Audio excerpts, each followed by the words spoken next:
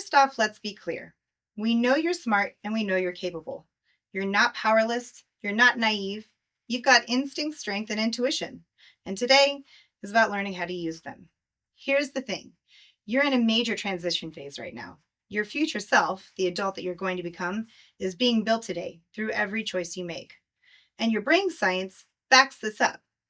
Your brain keeps developing until about the age of 25, especially the parts that help with decision making, boundaries, and long term thinking. It doesn't mean that you're gullible, and it doesn't mean that you're clueless. It just means that you're still growing. And traffickers know that. That's why it's important to know the warning signs so that you can stay in control of your own story.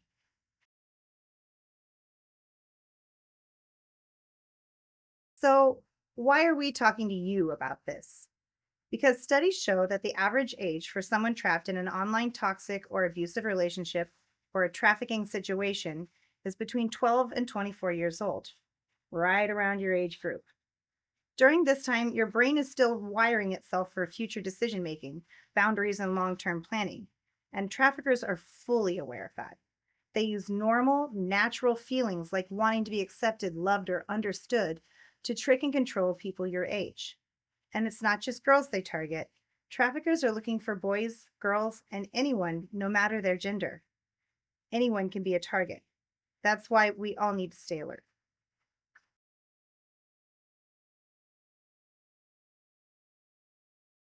Human trafficking happens when someone tricks, pressures, or forces another person into work or activities they don't want to do. In legal terms, this is force, fraud, and coercion.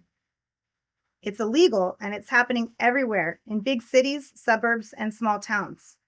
It's been reported in all 50 states. A trafficker is a type of predator, but these predators are really good at not seeming like predators at all. Traffickers are especially good at becoming a friend first. That's what makes them so tricky to spot. Today, we're going to talk about some trafficker tactics that help these tricky people to earn trust and manipulate.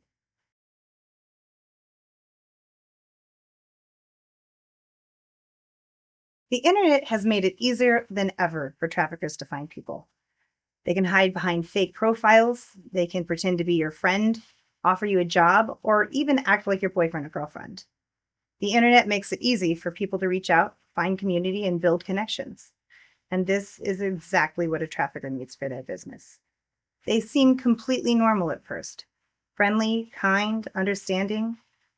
After they get a chance to learn anything about you, they'll seem like the coolest person ever. They have all the same interests as you, and they seem to really like you. The internet has made it easier for traffickers to make connections through social media and forums, any place where people are seeking community. Now traffickers have even started to use gaming sites to reach out to younger people and build relationships.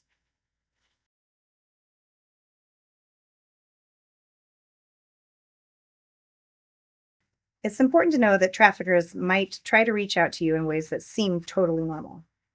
They might say that they know your friend. They might send you a random friend request or a DM. They might start a conversation through a gaming app or a console. Or they might even show up at public places like school events, games, concerts, and fairs. Here's what that could look like.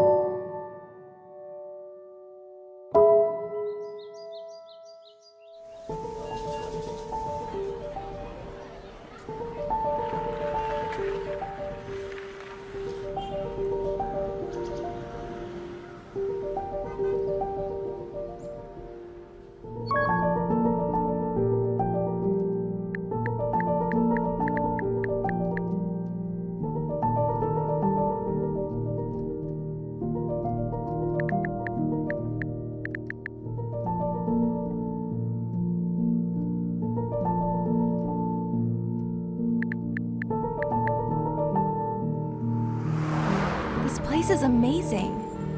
Where are we meeting Gary? Turns out he's not here. Oh, He had to cancel at the last minute. But wants you to meet someone he works with, and he'll tell you more. you're not staying with me? I don't think... Baby, I have to run a quick errand down the street, and we're already late. Don't want to make a bad first impression, right? I know you're mature enough to handle it. I'll meet you right back here when you're done. Just let yourself in, and he'll explain. You trust me, right? Traffickers are masters of manipulation and will spend a long time building you up before they take advantage of you. The best way to protect yourself is to not open the door by replying or interacting at all.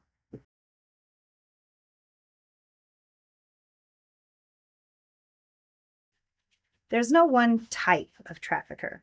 They can be young, old, rich, broke, men, women, non-binary, strangers, and even people you know.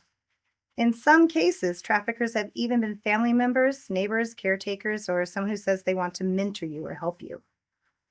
Traffickers have been found to be cheerleaders, doctors, business owners, and tech workers. There is no stereotype or mold that fits every trafficker except for the fact that they control and manipulate their victims. That's why it's important for you to be able to spot the tools of a trafficker: manipulation and grooming.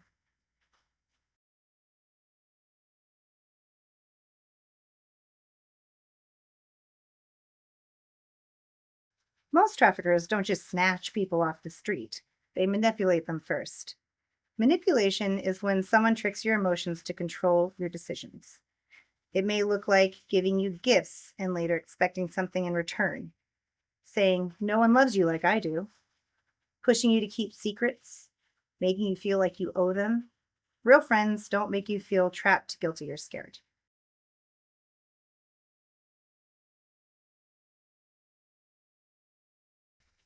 Here are some examples of things that traffickers have said to manipulate their victims in the past. "After everything I've done for you, you owe me. If you really cared about me, you'd do this. Don't tell anyone. They don't understand you like I do. Come on, don't be boring. Just do it. It's not a big deal. Or if you don't do this, I'll tell everyone your secret." Remember, true friendship doesn't come with pressure, secrets, or guilt.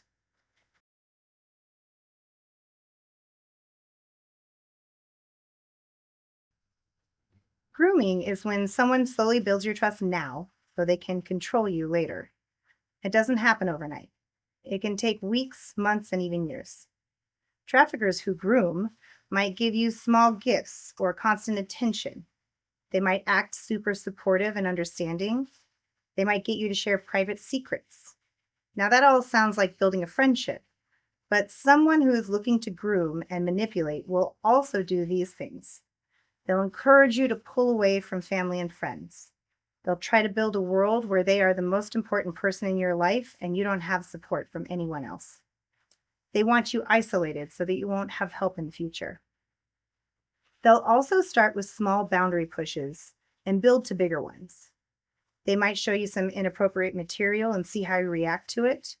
Or they might start with small controlling things like wanting you to contact them at a certain time every day.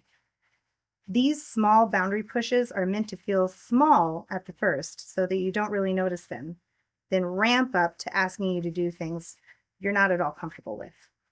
Remember, their goal is to make you feel like you owe them, that you trust them completely, and that you can't survive without them.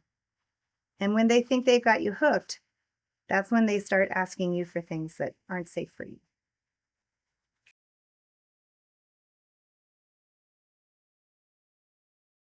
People who survived trafficking situations said traffickers often promised them gifts, money, or travel. They acted like they understood them like no one else. They threatened people that they loved. They gave them food or shelter but expected something back later. And they used their private secrets against them. Some survivors were trafficked by people they trusted: family members, neighbors, and family friends. Traffickers don't always look dangerous at first. They often look like helpers, mentors, saviors, or friends. Remember that a person that's really got your best interest at heart will help you just to see you happy and better off, not because they want something in return.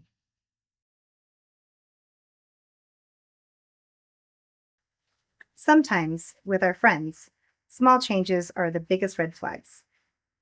Signs that your friend might be in a controlling relationship that could lead to trafficking might look like hiding new friendships or gifts, acting secretive, distracted, or upset, missing school or quitting activities that they used to love, getting expensive stuff with no real explanation, freaking out if separated from their phone or gaming console, talking about a new online friend that no one knows, talking about dating someone much older than them, or sending or receiving inappropriate pictures. If you notice these changes in your friends, don't ignore it. It's okay to ask questions or talk to a trusted adult.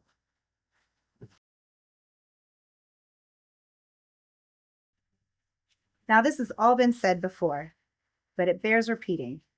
Here's how to protect yourself online. Don't share personal info like your real address, your school name, or your favorite places to hang out. Think before you post. Once something's online, it's permanent. Even if you delete it, screenshots exist. Block and report anyone who makes you feel uncomfortable. If you wouldn't want a teacher or parent seeing it, don't post it. Under no circumstances should you share private photos of yourself. Even if they say they'll never show anyone, those photos could be used for blackmail and manipulation later. Always trust your gut, especially if something feels off. The internet can be awesome, but you've got to protect your digital space like you protect your real life. Lock the doors and don't let strangers in.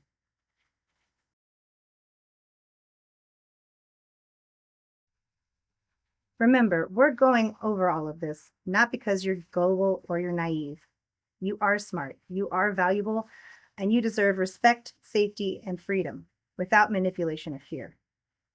Now you know the signs, you know the tactics, you know how to protect yourself and how to help your friends stay safe too. If something feels wrong, talk to a trusted adult right away. You're building your future self right now, and you deserve a future that's safe and strong and full of freedom. Stay smart, stay strong, look out for each other.